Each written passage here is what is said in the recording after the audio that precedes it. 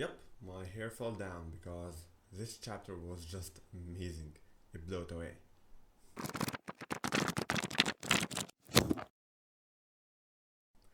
Assalamu alaikum wa rahmatullahi wa barakatuh. Welcome back to the Going Merry podcast, a channel to create the amazing world and story of One Piece.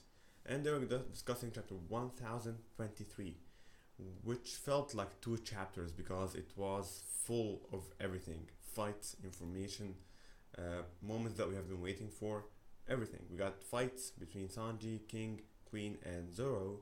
We got Zoro's lineage.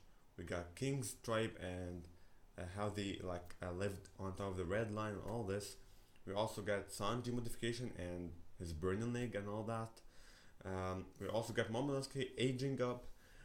I think we got like a lot of information and a lot of progression in this chapter right there. But yeah, let's start by like from the very beginning of the chapter right there.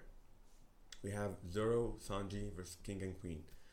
They just started where we stopped, where both of them are like on the ground, and basically you see Kawamatsu, Higoro, like a lot of fighters right there, and they just like can't interfere with this big all fight. Even though like Kawamatsu is from the strongest scabbards, basically, he can't interfere with that, and neither is the Beast Pirates right there. And I like this little part where like people like saying, "Oh, Zorojiro is back. Get them, Sanjiro." That was really amazing, and also the same with the Beast Pirates. King, Queen, you are the All Stars. Like, just go ahead and beat them up. That was pretty cool, actually. So that was a cool moment right there.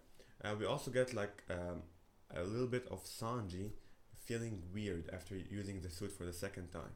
So basically, that could be meaning that either the suit is like changing Sanji's body, or is it just like fatigue from using it like several times and all that.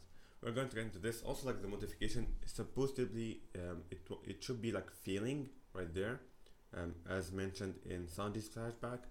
But who knows? Like no one knows anything about lineage and all that, like the lineage factor and all this. It might be modified, and after like a while, it was mutated again. Maybe that's the case right there. But I'm really happy that Queen mentioned that no normal human can have his leg uh, burning just for passion. He's not a Lunarian after all. And we get like King's being a Lunarian, which means like nothing right there. But it seems like this is the tribe where King used to live with, or like there is like King's lineage right there. So really interesting, especially with Marcos like getting a flashback with Whitebeard about like, like there are people used to live on top of the red line, and Marcos like, okay, I thought that only Marijois is on the red line, and Whitebeard is like, okay, that is like much before that. That is like from the distant past, where it was called God's Land for some reason.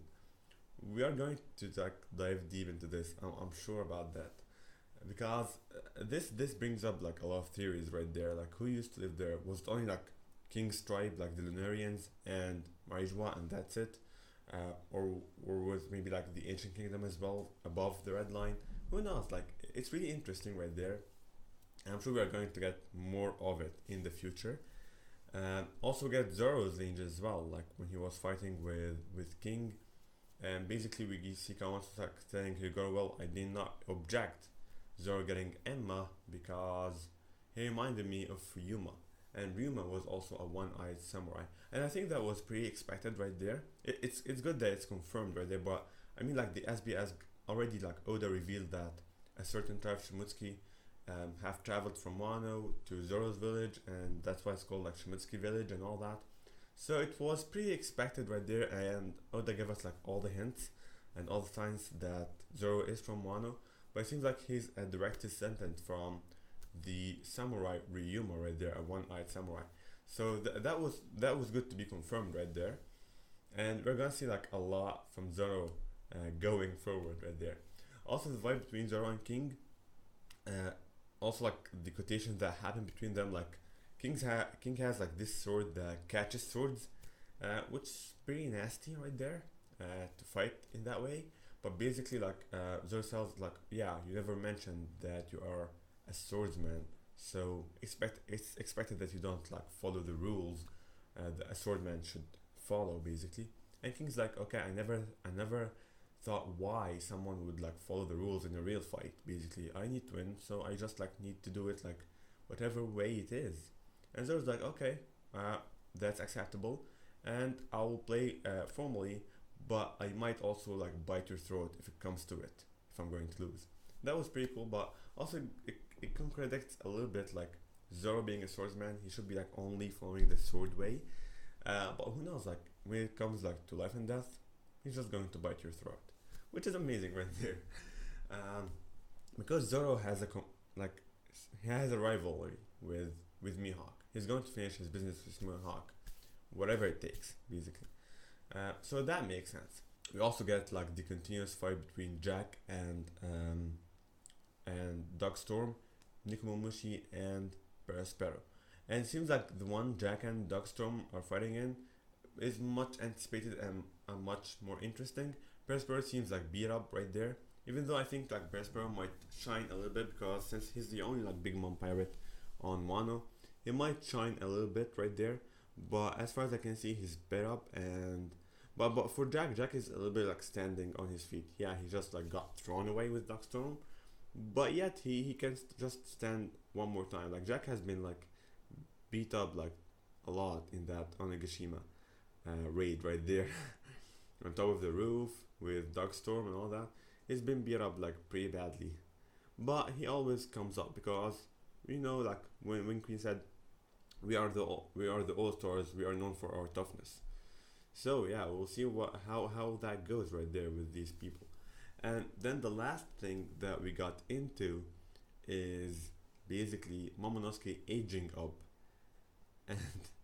and basically like this is like a direct foreshadowing from the cover page right there, and like seeing that exact same dragon on the cover page, it just like speaks a lot about how Oda foreshadows his events and how he's able like to think it out like from the very beginning. He thought out of all the story from the very beginning. Of course there was modifications, but I mean he thought it out like pretty good right there. And Luffy also like seems to be stuffed and ready to go. So yeah, will they be able like to save Wano mainland from Onigashima being landing on it with the clouds and all this, or Momonosuke will not be able to do it? I don't know, but I'm very anticipating Momonosuke carrying Luffy and getting him back on top with Kaido. That would be just fruit right there. Both of them are ready. Both of them are having the resolve 100%. And also it seems like Momonosuke is very similar to Oden right there when he aged up. Like because like Shinobu was basically crying and she was saying like he looks similar to him right there. Pretty amazing chapter. I think like this is the most amazing chapter so far in Wano. We got everything basically in it. We got Sanji, Zoro fights. We got lineage for Sanji. We got the king's lineage. We got Marco, Whitebeard, Luffy being stuffed, Momonosuke aging, Zoro's lineage being like a Shimotsuki Ryuma, like descendant. It was pretty amazing. Pretty amazing. I'm really looking forward for the next chapter.